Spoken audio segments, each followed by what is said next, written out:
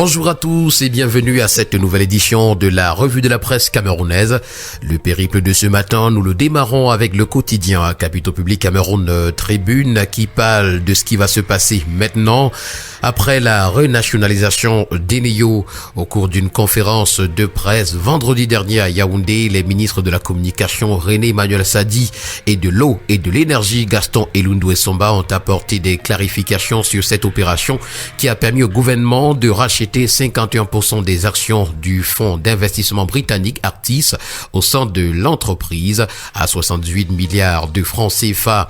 En réaffirmant sa souveraineté sur ce secteur névralgique, l'État a désormais à cœur de désigner une nouvelle équipe constituée de nationaux de produire plus d'énergie pour répondre aux besoins des ménages et industries, de combattre la fraude, entre autres. Cette information complète à retrouver ce matin aux pages 2 et 3 du journal.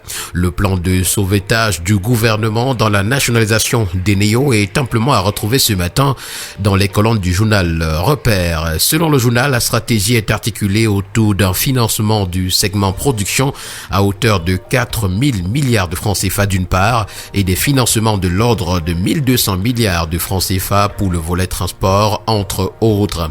Nous avons également ce matin l'hebdomadaire Sandeto qui en parle, secteur d'électricité à la grande une, c'est Elundou Essomba qui promet un vaste plan de redressement. Les détails de ce plan ont été livrés par le gouvernement lors d'une conférence de presse conjointe animée donc par le ministre de la Communication et celui de l'eau et de l'énergie. Nous allons cependant prendre un paradoxe d'une renationalisation biaisée de ce secteur énergétique au Cameroun, tel que nous le renseigne à sa grande une conjoncture économique. Et dans la foulée, Yaoundé a exposé ses grandes priorités, mais des zones d'ombre demeurent.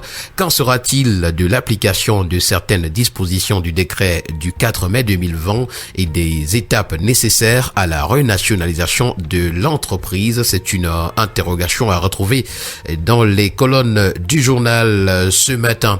Avec la renationalisation d'Eneo, c'est fini les passe-droits électriques tels que nous le renseigne le quotidien d'information républicaine, le drapeau. Et avec 95% du capital désormais entre les mains de l'État, le Cameroun engage une réforme profonde de son système électrique. Les priorités: moderniser les installations, élargir la base clientèle, protéger les droits des 3600 employés et éradiquer la fraude à l'origine de lourdes pertes financières. Au cœur de cette refondation, un principe: désormais, chaque kilowatt consommé devra être payé par tous.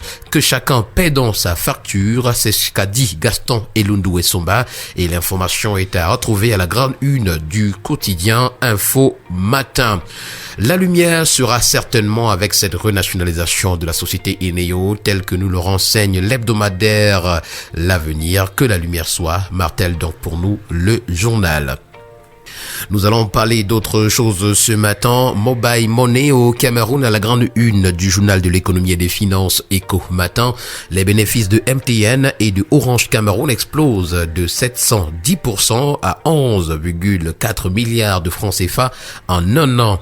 C'est l'information qui fait la grande une. En petite une, on parle d'investissement privé, retrouvant ce que la réforme de 2025 change pour les entreprises au Cameroun. Restons en économie avec le premier quotidien économique de la zone CEMAC, l'économie qui parle d'administration publique en nous présentant les comités de pilotage budgétivore. Ils captent plus de 50% du budget de certaines d'entre elles au détriment des programmes opérationnels censés améliorer le niveau de vie des citoyens tel que nous le renseigne le journal. La nouvelle expression nous permet ce matin de faire une incursion au sein du MRC où une convention pour réinstaller Kamto est en vue. Candidat à la présidence de la formation politique, Maurice Kamto est accompagné d'une équipe mêlant anciens et nouveaux acteurs. C'est à retrouver à la page 4 du journal. Également allié dans les colonnes de la nouvelle expression ce matin, crise post-électorale, demande d'explication à l'opposition. Port de Kribi, le Cameroun victime de l'histoire. Le quotidien Mutation parle d'enlèvement de prêtres ce matin, serment enflammé, le titre qui nous est présenté. L'archevêque de Bamenda, Monseigneur Andrew Keya, semble les Amba Boys qui ont kidnappé des ministres du culte dans le nord-ouest de libérer un prêtre encore en détention. Il promet d'engager une série d'actions si les ravisseurs ne s'exécutent pas, notamment la fermeture des paroisses et écoles catholiques. C'est à retrouver ce matin à la page 5. On parle de l'exil gambien de Issa Tiroma Bakari à la grande une du quotidien Vert Émergence. Selon le gouvernement de ce pays de l'Afrique de l'Ouest, l'opposant camerounais y est hébergé temporairement afin d'assurer sa sécurité.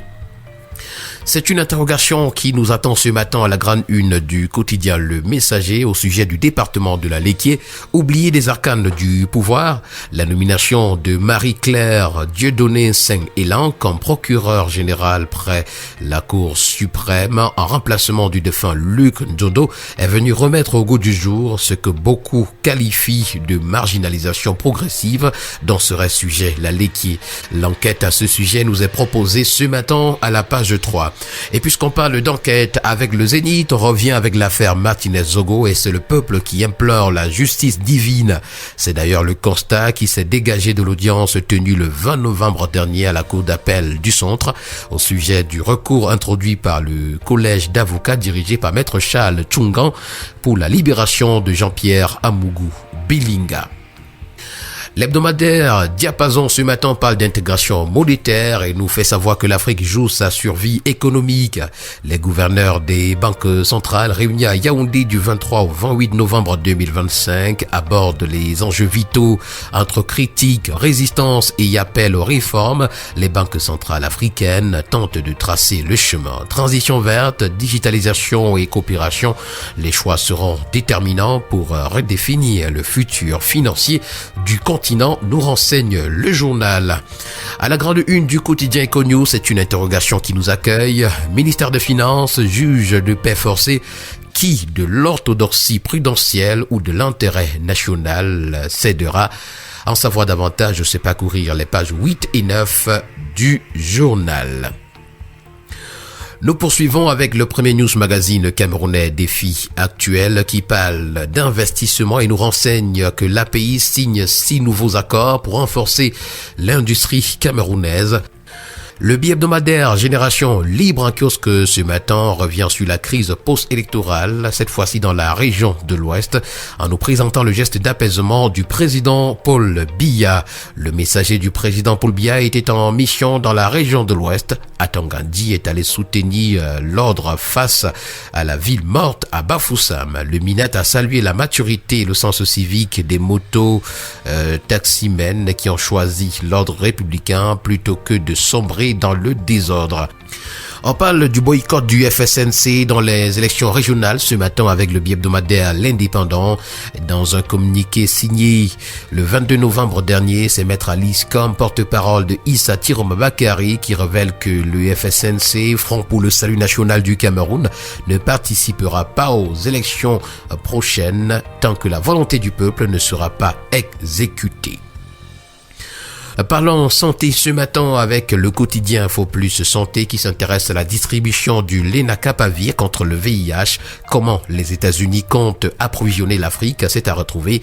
Le quotidien L'étudiant parle du concours d'agrégation CAMES ce matin en nous présentant 2 majors camerounais. Nous allons continuer avec le quotidien Le Citoyen qui s'intéresse aux médicaments illégaux et nous renseigne que le marché noir explose au Cameroun. Et depuis 2020, c'est près de 9 milliards de francs CFA de produits prohibés qui ont été saisis, dont 370 millions au premier semestre 2025. Des marchés au réseau en ligne, le trafic s'étend partout.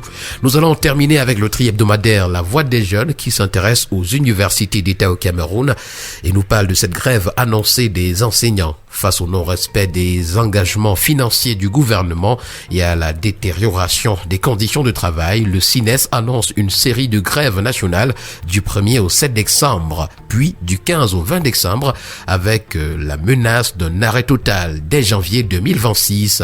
Voilà donc l'information à retrouver à la page 3 du journal ce matin. Et c'est d'ailleurs avec la voix des jeunes que nous mettons un terme à cette première sortie de la semaine de la revue de la presse camerounaise. Merci à vous et bon début de semaine à tous.